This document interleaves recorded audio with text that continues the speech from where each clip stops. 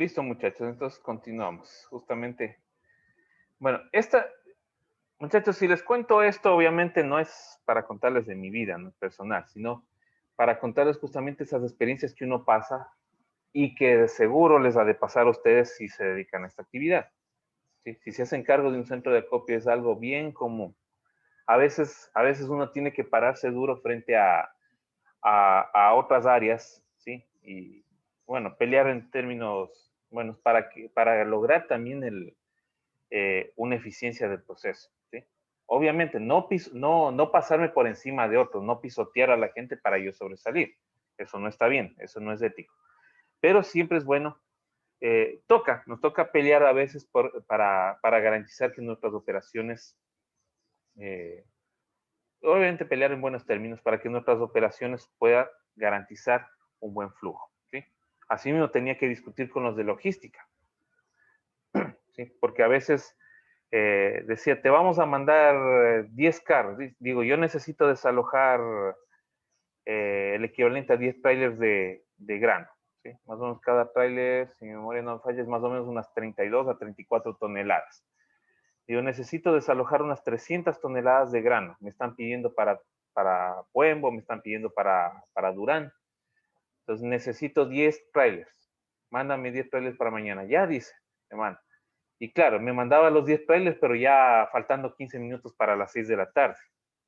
Mientras tanto, en el resto del día no había nada, ¿sí? Entonces, ahí tenía que pelear con ellos, los de logística, para que les digo, si quieren que cumpla, dice, yo cumplí mandándote, dice. Claro, les digo, tienes que mandarme los carros, pero en el transcurso de todo el día, pues. No cuando se cierra la jornada. Y estos carros se quedan para mañana.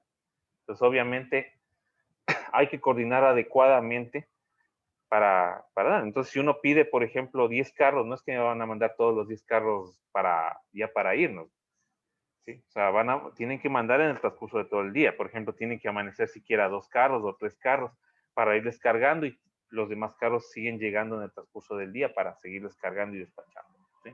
Entonces, a veces toca discutir duro y feo con ellos, con los de otras áreas, logística, con los técnicos agrícolas, por ejemplo. Entonces, a veces pecan de necios y mandan carros y dicen, no, ahí presionando, ahí les tienen que recibir.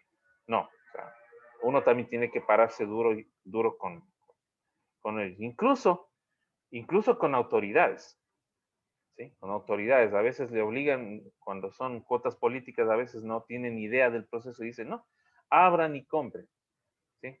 Ya me ha pasado, he discutido con un funcionario del MAGAB en esa época, ahora se llama MAG, con el MAGAB, y llevaba el chaleco del Ministerio de Agricultura. Entonces decían, no, abran inmediatamente y atiendan al pobre agricultor que está afuera esperando. Digo, no podemos porque todavía no está oficialmente arrendado a la empresa el centro de acopio. Pues no podemos atender. Lo único que tenemos autorizado es preparar equipos, calibrar, todo eso. Prepararnos para cuando esté ya listo, finiquitado, firmado el contrato, abrir las puertas y comprar. Y no, inmediatamente quería darnos la orden y ya pues discutimos, ¿sí? Entonces discutimos y resulta que ese señor ha sido nada más y nada menos que el viceministro de Agricultura, que ha estado ahí, con el que yo discutí, no me enteré sino varios días después. Amenazaba hasta con quererme detener y todo lo demás. Pero miren, muchachos, cuando ustedes saben o conocen sus procesos, ¿sí?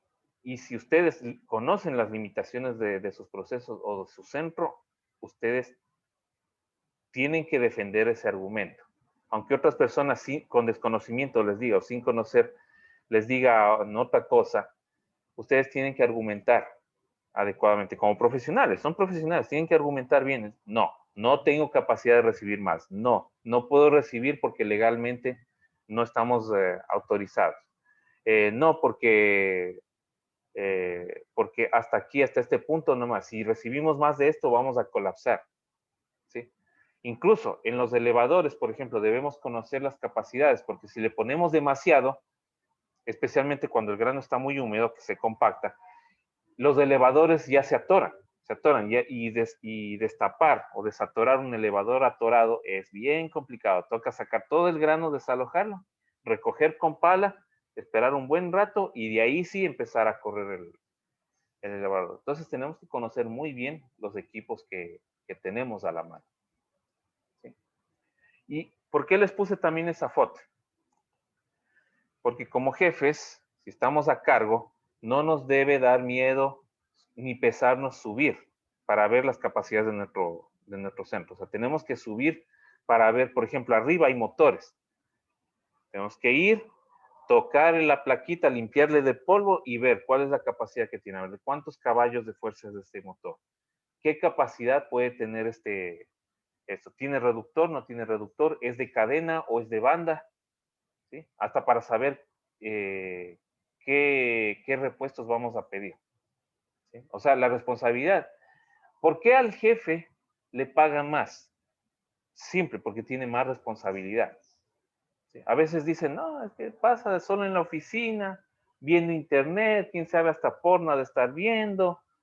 ¿Sí? Entonces, a veces el personal operativo, no es que ellos no hagan nada, pero tampoco tiene mucho conocimiento de lo que hace el jefe. A veces piensan que pasa solo sentado, solo en la oficina, o solamente se va a dar las vueltas para devengar el sueldo, así saben decir de todo.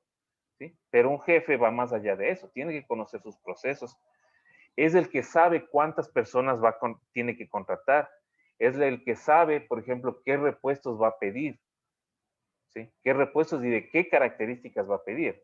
No voy a decir solamente mándenme unas 5 bandas. Tengo que decir, mándenme unas 5 bandas industriales tipo B20, B10, mándenme 2 B10, 3 B15, mándenme unas 2 B20, 2 B23 y así. O sea, tengo que saber qué es lo que necesito. ¿Sí? Entonces, no debe pesarnos subirnos a los elevadores. Si tienen vértigo hay que aguantarse, hay que agarrarse duro, ¿sí? Porque si no nos caemos y no hay quien nos salve. ¿Sí? A veces mi esposa veía le mandaba las fotos así, por ejemplo, de dónde estaba, por ejemplo, en un elevador. Más acasito, bueno, no sé si se ve en la pantalla. Sí, este elevador de acá que se ve por encima de este silo, ese es el más alto, tenía como unos 40 metros de altura, más o menos. Y, por ejemplo, la altura desde allá, incluso se sentía lo que les zarandeaba un poco el viento. ¿Sí? Entonces mi esposa me decía, ¿por qué no usas casco para subirte? Dice, ¿y qué tal si te caes? Digo, porque si me caigo de esa altura no hay casco que aguante. Igual mi cabeza va a tener partida si me caigo. Entonces, uno se arriesga, ¿sí? Hay que correr esos riesgos, hay que ver, pero tomando las precauciones, obviamente, pero uno tiene que conocer bien su centro, tiene que conocer bien la maquinaria, todo lo que esté a cargo de uno tiene uno que conocerlo. Incluso los extintores, tengo que saber qué capacidad tienen mis extintores. Entonces, con eso, yo puedo tomar mejores decisiones. ¿Cuál es el peor error que puede cometer un profesional? Que todo delega. De vez en cuando es bueno hacer uno mismo cosas también, revisar y con el personal. Una vez que uno ya conoce todo el proceso, ahí sí puede delegar. ¿Sí?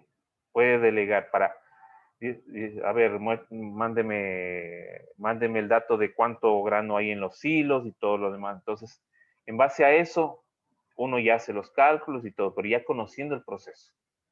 ¿Sí? El proceso y todas las maquinarias, las limitaciones que puedo tener con mis equipos. ¿Sí? Entonces, es importante que conozcamos. Si queremos garantizar una operación eficiente, tenemos que conocer todo. ¿Sí? Entonces, debemos garantizar en una almacenera una recepción más rápida y eficiente, menores costos de producción, de operación. ¿Sí? Esto en una empresa pública, en una institución pública no se ve mucho. ¿Sí? Porque a la final, como por esas razones que la UNA, por ejemplo, quebró. ¿Sí? Quebró la UNA. Muchas empresas públicas están quebrando porque meten, por ejemplo, a las gerencias personas que no saben. Son cuotas políticas que no tienen ningún mérito y no saben del manejo. En cambio, en una empresa privada, todas las personas que van a hacerse cargo de eso pasan por un proceso de selección riguroso. ¿Sí? Entonces, la persona que esté a cargo debe garantizar que las operaciones se las lleve a cabo con el menor costo posible, con los menores costos posibles. Eso es eficiencia. Lograr los objetivos deseados o más allá de los objetivos deseados en el menor tiempo posible y con el menor uso posible de recursos. Eso es eficiencia. Eficacia es simplemente cumplir con el trabajo. Pero claro, gasté más, se me fue más tiempo, pero a la final hice. ¿Sí? Eso es eficacia, o sea, cumplí. Pero eficiencia va más allá. Hice lo que debía hacer, logré mayores rendimientos, mejores, logré más allá de lo que estaba planificado y gasté menos recursos. ¿Sí? Eso es eficiencia, en cambio. Entonces, debo garantizar menores costos de operación. Debo prescindir de mantenimientos correctivos. ¿Por qué razón? ¿Qué es el mantenimiento correctivo? Es cuando yo espero a que algo se dañe para arreglar. Eso es el mantenimiento correctivo. Eso es sumamente caro. ¿Por qué razón? Porque un daño puede darse en el momento menos adecuado, en el momento menos esperado, en cualquier momento. Y si tenemos un pico de producción donde necesitamos que las máquinas trabajen al 100% y justo ahí se nos daña algo, tenemos una para. Una para es carísima. Por ejemplo, una banda que se nos rompa por no haberla cambiado a tiempo, eso implica una para aproximadamente de 2 horas. Y si por desgracia no tenía el repuesto, ¿sí? Por ejemplo, hay bandas que yo no las conseguí en el empalme, bandas de tipo industrial. Yo tenía que venir a Quevedo y no en todos los almacenes. Por ejemplo, en Torito o en Chu yo podía conseguir esas bandas, no podía conseguir en otro sitio. Y me decían, todo el mundo me decía, si no consigues en Torito y donde Chu, mejor ya no busques aquí.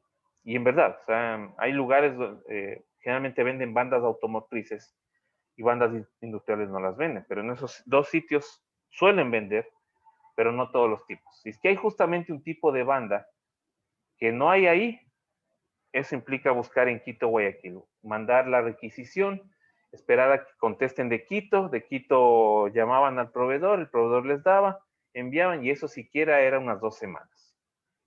¿Sí? Entonces yo tenía que pedir esos repuestos con anticipación. Entonces yo debo tener un stock de repuestos básicos. Claro, ya si se me daña un sinfín, ya ni modo, pero ya eso toca mandar incluso a hacer, porque la suelda no aguanta. Pero cosas básicas como bandas, pernos, por ejemplo, ciertos pernos que sabemos que es lo que más se va. Por ejemplo, repuestos de cadenas, grasa, ¿sí? Un par de chumaceras de repuesto. Eso es vital, ¿sí? Grasa, aceite lubricante. Esas cosas son vitales para nuestra operación. ¿Sí? Y darles el mantenimiento. Aunque estén buenas las bandas, ya sabemos que ha pasado el tiempo reglamentario, esas bandas ya están debilitadas, aunque se vean buenas, yo las quito y las cambio por unas buenas. Se vean o no bien. Yo las puedo dejar esas bandas en caso de que por alguna razón se me rompan y no me venga todavía el repuesto, yo las puedo dejar como repuestos temporales. Sí, puedo hacer eso con las bandas viejas, aunque si se ven buenas todavía. Pero yo debo cambiarlas ya cada cierto tiempo. Cada mantenimiento. Ingeniero, todavía está buena la banda, dejemos nomás. No, cámbiele nomás. Cámbiale nomás y pido otro juego de bandas nuevas. ¿Sí? O sea, debemos evitar el mantenimiento correctivo. ¿Sí? Porque si se me rompe una banda o se me rompe peor una cadena, son al menos de 1 a 2 horas de para. ¿Sí? De 1 a 2 horas de paralización. Y esas 2 horas implica que para cumplir la meta, yo tengo que extenderme 1 o 2 horas más en el horario. Eso implica pago de horas extras, suben los costos. Claro, para el operador, buenísimo, porque le pagan horas extras, pero para la eficiencia del centro eso le resta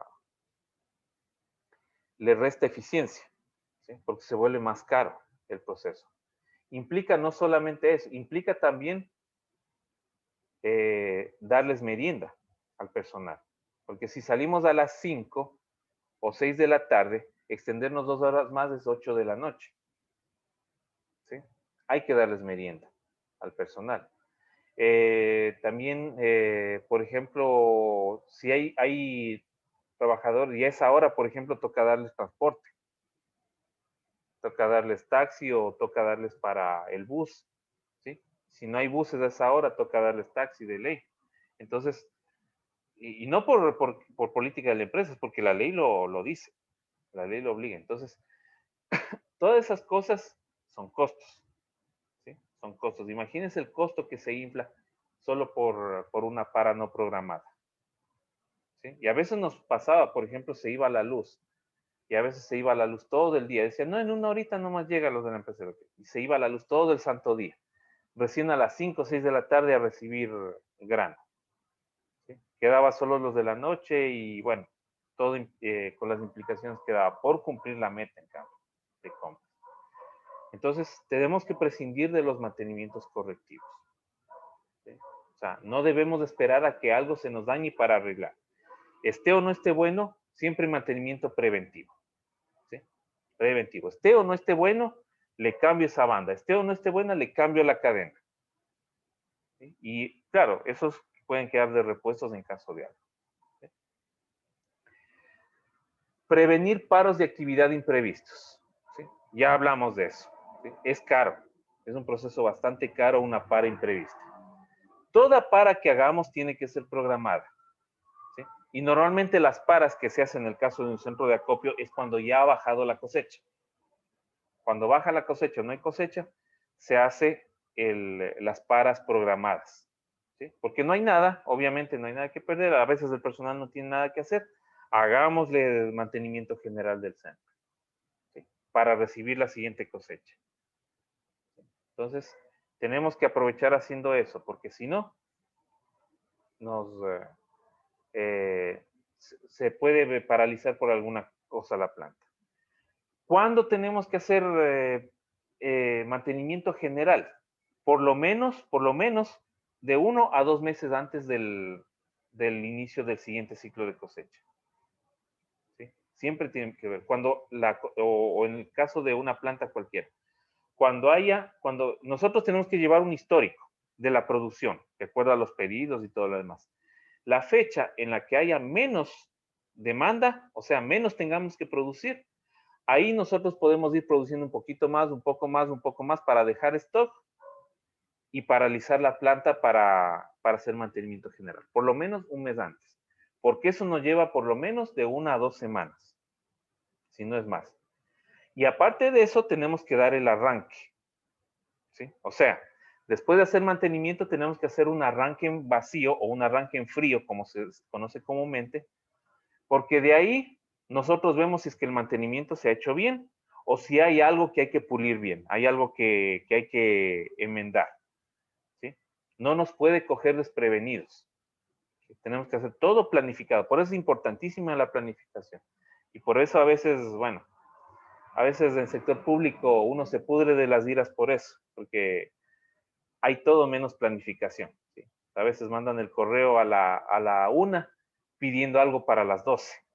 Sí, así, más o menos, así se maneja. Todo para ayer, como dicen en el sector público. Eso nunca se puede dar. Todo tiene que ser planificado. Hay imprevistos, pero esos imprevistos se los puede manejar. Pero todo tiene que ser planificado. Por eso quiebran, por ejemplo, las empresas públicas. Porque ellos, por ejemplo, no hacen mantenimiento. Recién los repuestos quieren pedir una semana antes del arranque de la producción. Y para rematar con compras públicas y todo eso, los repuestos les llegan 3 meses después. Se paraliza la planta, no compran, los carros están en fila y para rematar compran grano más de lo que pueden procesar. Entonces se colapsan, ¿sí? Se colapsan los centros y el grano se daña, ¿sí? Justamente por esa razón. Esa es la diferencia entre una empresa privada y una pública. La privada, como gana, como tiene que ganar, busca ganar, obviamente no se van a dar el lujo de perder un solo centavo. Por eso tienen que planificar, ¿sí? Y eso incluye planificar mantenimiento, planificar producción, planificar paras, planificar personal, todo es planificado, ¿sí? Todo es planificado en el sector privado, ¿sí? Todo es planificado, todo tiene que ser planificado. A veces dicen, no, sin planificar sale bien, pero eso es cuestión de azar. A veces dicen, No, mejor sin planificar el viaje nos fue bien, pasamos bonito, chévere y todo lo demás. Pero claro, de pronto pudieron haber pasado mejor si planificaban, ¿no? ¿Sí? Entonces, sí, se puede dar algo sin planificar, pero eso ya es cuestión de azar. ¿Sí? Entonces, todo tiene que ser planificado. Tenemos que garantizar la calidad del grano y para eso tenemos que planificar todo, que el centro esté funcionando en óptimas condiciones. Aunque sea un centro viejito, con máquinas viejitas, pero si están bien dadas mantenimiento, no hay ningún problema. Tenemos stock de repuestos, no hay problema. Hacemos las paras programadas, no hay problema. ¿Sí? No hay problema, no tiene por qué dañarse. Ya si se da imprevistos, ya ni modo. Por ejemplo, un rayo cayó en el sector y la empresa eléctrica no puede dar con la solución. Ya ni modo, ya no se puede hacer nada.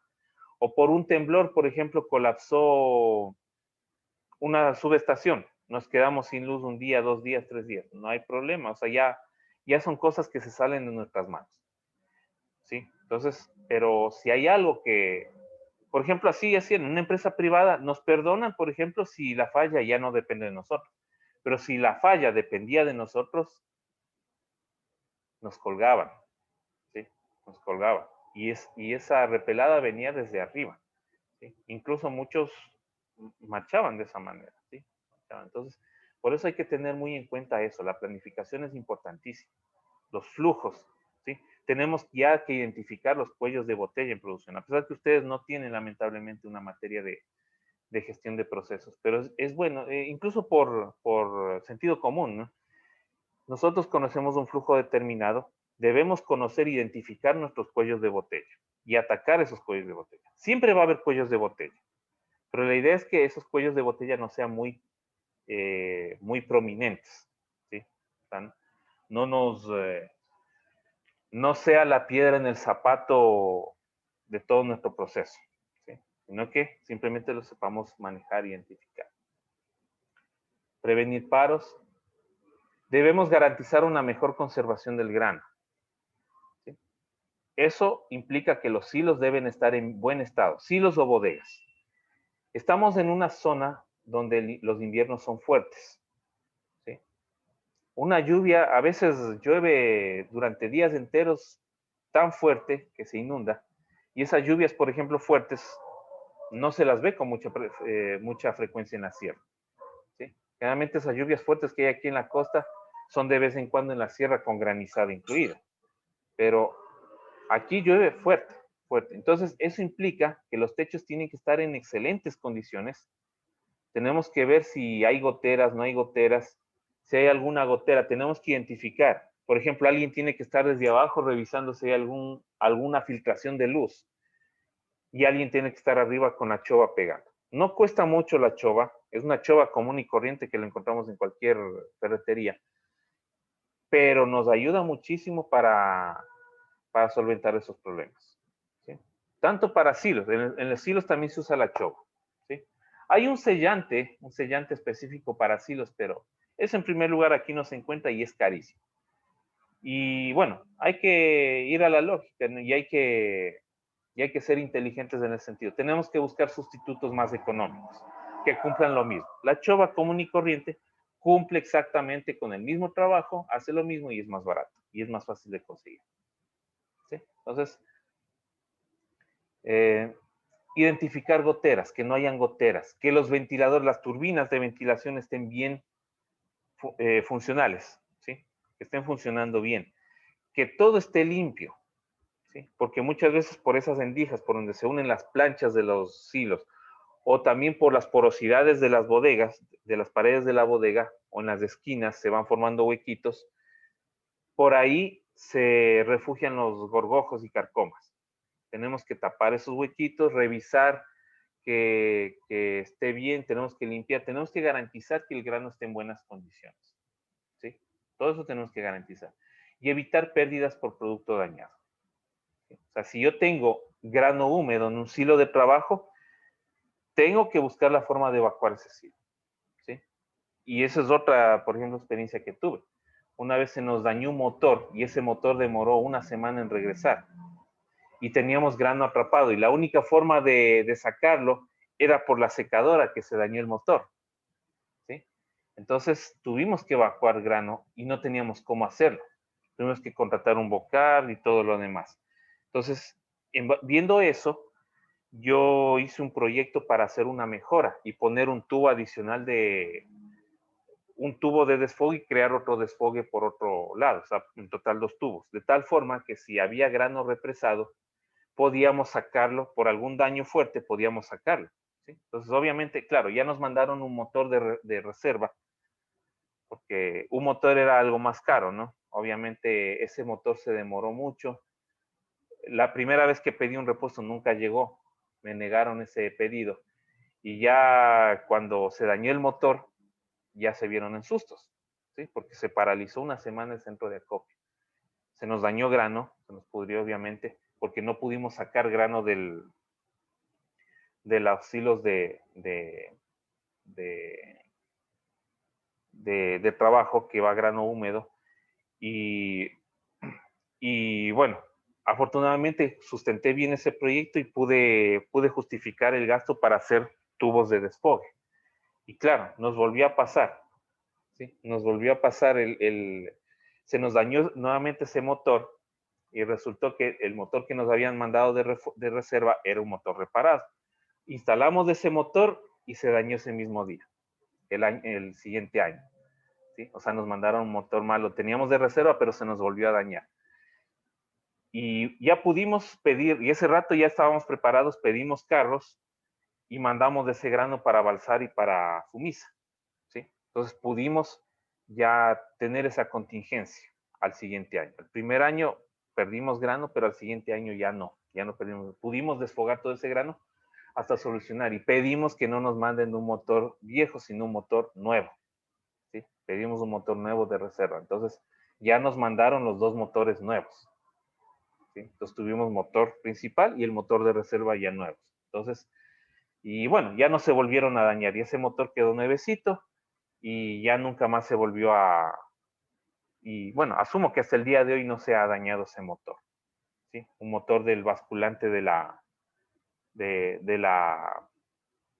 no, no era el basculante, era de más abajo del transportador, de la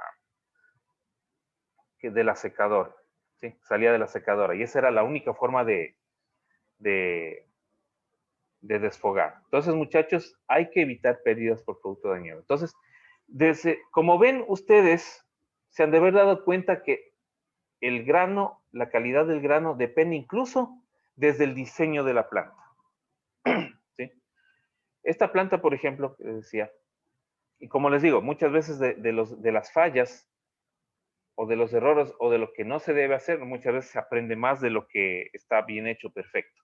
¿Sí? Porque esta planta fue hecha a la criolla, ¿sí? Según me contaba el difunto dueño, ¿no? Obviamente cuando aún estaba con vida, yo le preguntaba, le digo, pero esta planta no está, le digo, de dónde consiguió todo eso? Porque digo que parece una planta Frankenstein. Había elevadores de una capacidad, de otra capacidad. Entonces ahí me contó el antiguo dueño que era de una planta que había quebrado. Entonces, en Manabí. Entonces de ahí le compraron todo eso, desarmaron y lo trajeron. Y como no tenía conocimientos de así mismo, de flujo de producción y procesos lineales y todo eso. Dijo, a ver, esto póngale aquí, esto póngale acá, los hilos mandémosle al fondo, ¿sí? Esto mandémosle por aquí, así, así, así. Entonces era una planta Frankenstein y hecho a la criolla.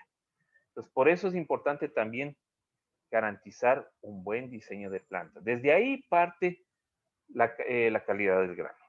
Si ustedes trabajan en una planta que ya está hecha, bueno, ni modo, ¿sí? Ahí tienen que tratar de ver las contingencias en caso de algo. Pero si ustedes tienen la oportunidad de construir desde cero una planta, no solo de granos, sino de todo, de embutidos, de lácteos, de lo que sea, tienen que garantizar la linealidad del proceso. ¿Sí? O sea, el proceso, ¿a qué me refiero con la linealidad del proceso? Por ejemplo, a veces yo daba antes diseño de plantas, en ingeniería de plantas, daba yo en Spoch. Y yo les mandaba hacer un plano de una planta cualquiera, de alimentos, no de alimentos. Como yo daba en ingeniería química, a veces hacían de una destilería de petróleo, de una planta de producción de algún reactivo químico, alguna cosa. Entonces, a veces, ¿cuál es la linealidad del proceso? Y eso, por ejemplo, sirve desde pequeños puestitos de comida, desde pequeños negocios, hasta plantas grandes. Por eso quiero que me pongan atención. ¿Qué es la linealidad del proceso? Que yo coja, no importa si es que no está en línea completamente recta, ¿no? O sea, pero la linealidad del proceso significa que yo parto de aquí con la materia prima y termino acá con el producto terminado. Si yo no tengo espacio, no importa. Yo parto de aquí con la materia prima. Por ejemplo, si tengo la misma bodega con una división, o sea, partido en dos mitades, por ejemplo, materia prima y producto terminado. Materia prima, yo la divido, no puede estar junto. Entonces tiene que estar dividido en dos, la bodega de materia prima y producto terminado. ¿Qué significa? Que yo vengo, cojo mi proceso, me vengo por acá, voy produciendo y acá termina el producto terminado. Eso es linealidad. Porque a veces algunos cometen el error de que viene por aquí, se va para acá, de ahí viene para acá, de ahí se cruza para acá, de ahí viene así, de ahí se cruza nuevamente para acá está otra máquina, de ahí se van para acá, y de ahí vienen para acá, y vienen para acá, y aquí está el producto terminado, la bodega del producto terminado. Muchas veces se choca el personal así. ¿Sí? Entonces, por ejemplo, si estamos en una cocina, aquí parto con el producto, con la materia prima, vengo por toda la cocina y aquí está el producto terminado. O sea, debo garantizar que nadie se choque, nadie se cruce, ¿sí? En todo proceso, ¿sí? Ya sea desde un pequeño negocio hasta una planta grande. Eso es la linealidad del proceso. Todo proceso tiene que ser lineal. O sea, aquí empiezo y acá termino, ¿sí? Y no puede cruzarse, tiene que ir en secuencia, ¿sí? No puedo irme de aquí, voy a pelar las papas por acá, de ahí me vengo acá que está la cocina, y acá y por acá está el empacado, y por acá está la mesa de trabajo, y así. O sea, no puedo hacer eso. Porque en primer lugar voy a tener contaminación cruzada, y en segundo lugar voy a tener ineficiencias, voy a tener pérdidas de tiempo. Y ustedes saben que al personal, aunque el gobierno no lo diga, al personal se le paga por horas. El hecho de que diga 40 horas a la semana, 8 horas día, una jornada se les cuesta tanto. Si ustedes dividen para 8, tiene un costo la hora. ¿Sí? Tiene un costo la hora. Entonces, si yo hago esto que estaba acá, voy a hacer que el personal pierda tiempo. Va a ser menos eficiente y eso me va a costar a mí como dueño más. Por eso es importante hacer un diseño de procesos, aunque me cueste hacer reformas, aunque me cueste hacer modificaciones, si yo garantizo la linealidad del proceso, el proceso es más barato. Y a la final, esas reformas que hice, esas modificaciones, se van a pagar solas con ese ahorro. ¿Sí? No sé si está entendido. ¿Tienen alguna pregunta hasta aquí?